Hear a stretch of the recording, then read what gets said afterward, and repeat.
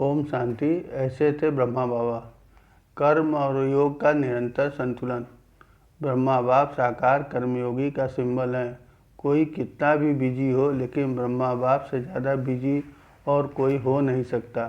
फिर भी ब्रह्मा बाप ने कर्मयोगी बनकर दिखाया। सदा अपने को करनहार समझकर कर्म किया, करावनहार नहीं समझा। करावनहार बाप को समझने से कैसा भी कार्य करते हो सदा हल्के रहें। तो कर्मयोगी बनने के लिए आप भी अपनी बुद्धि की तार बाप दादा को दे दो। चलाने वाला चला रहा है, कराने वाला करा रहा है, और हम निमित्त बन कर्म नहीं लेकिन डांस कर रहे हैं। इससे एवर हैप्पी रहेंगे, थकेंगे नहीं। जैसे शरीर और आत्मा दोनों कंबाइंड होकर कर्म कर रही है, ऐसे कर्म और योग दोनों कंबाइंड हो। कर्म करते याद न भूले और याद करते कर्म न भूले। कई ऐसे कहते हैं कि कर्म क्षेत्र में जाते हैं तो याद भूल जाती है। इससे सिद्ध है कि कर्म याद अलग हो गई, लेकिन यह दोनों कंबाइंड है। आपका टाइटल ही है कर्मयोगी। कर्म करते याद में रहो तो हल्के रहेंगे। किसी भी कर्म का बोझ अनुभव नहीं करेंगे। किसी भी प्रकार का किचड़ा अर्थात माया का वाइब्रेशन टच नहीं कर सकेगा। कर्मयोगी अर्थात कमल पुष्प के समान रहने वाले।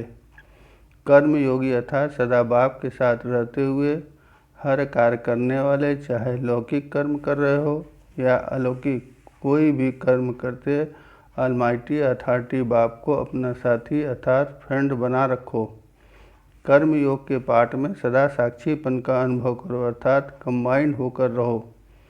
कर्म करते हुए बार बार चेक करो कि कर्म में लाइट अर्थात हल्कापन है, कोई बोझ तो नहीं है। अगर बोझ नहीं होगा तो आप अपनी तरफ खिंचाव नहीं करेंगे, बल्कि कर्म योग में परिवर्तन हो जाएंगे।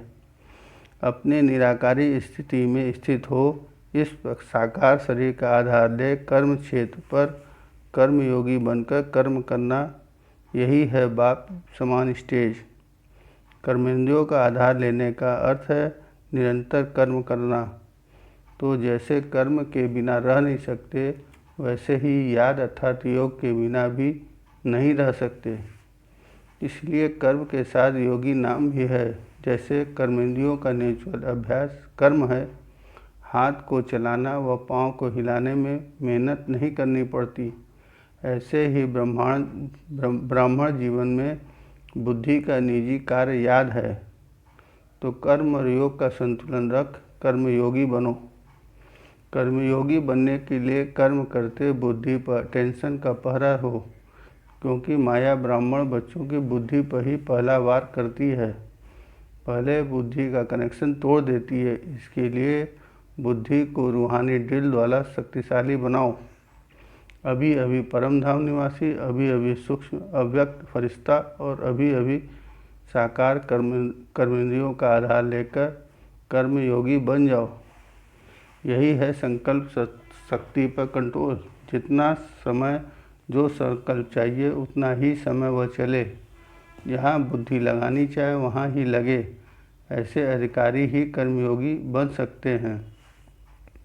कर्मयोगी अर्थात कर्मेंद्रियों द्वारा कर्म भी होता रहे और मनसा शक्ति द्वारा वायुमंडल में शक्तिशाली स्नेह संपन्न सर्व के सहयोगी के वाइब्रेशन भी फैलाते रहें।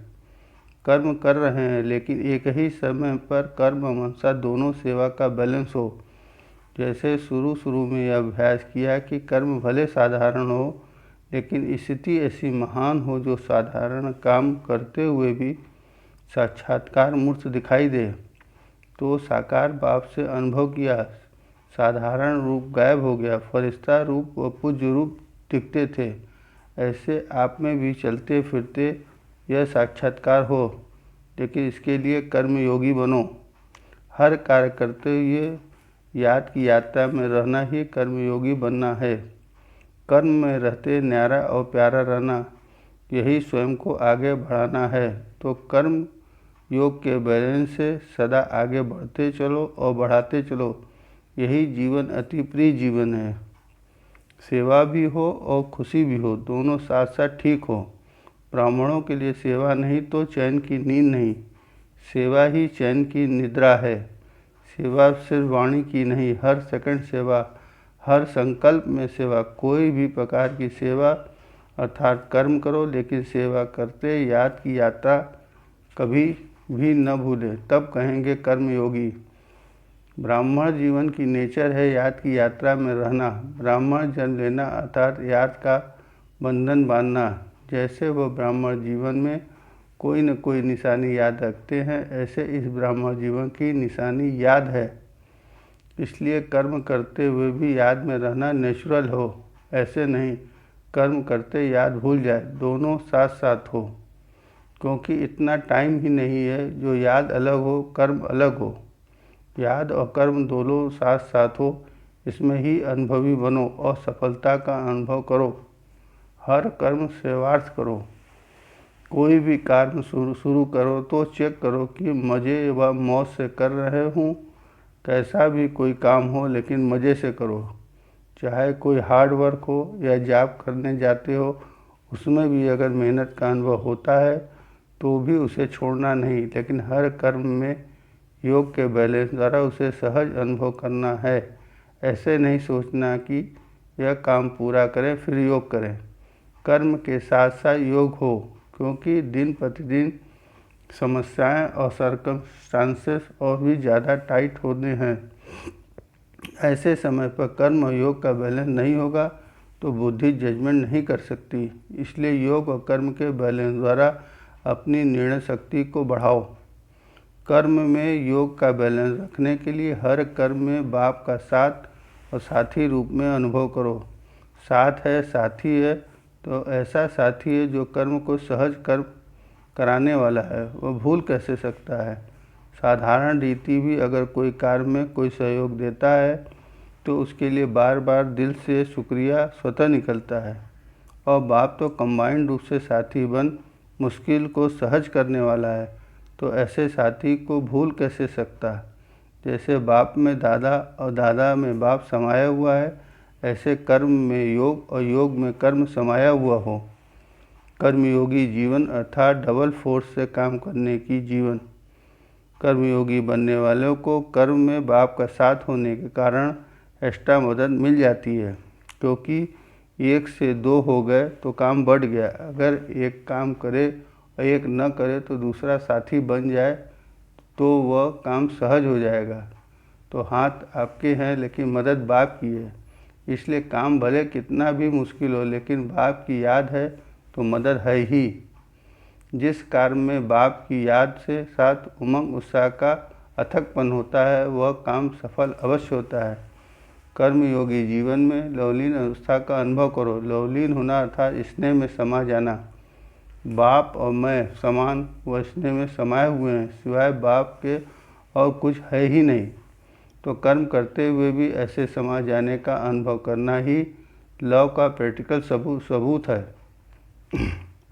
कर्म और योग सेवा और योग का बैलेंस रखना अर्थात समानता का अनुभव करना ही बाप समान बनना है। कर्म करते हुए कर्म से न्यारा हो, अलग बैठने में स्थिति भी समानता हो, तो इस समानता के बैलेंस की कला में नंबर 1 जाता है, वही महान बनता है। सर्व की ब्लेसिंग प्राप्त करने के लिए हर समय कर्म में बैलेंस रखो।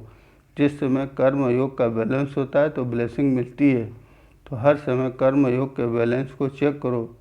दुनिया वाले समझते हैं कि कर्म ही सब कुछ है, लेकिन बाप दादा कहते हैं कर्म अलग नहीं, कर्म और योग दोनों साथ साथ है।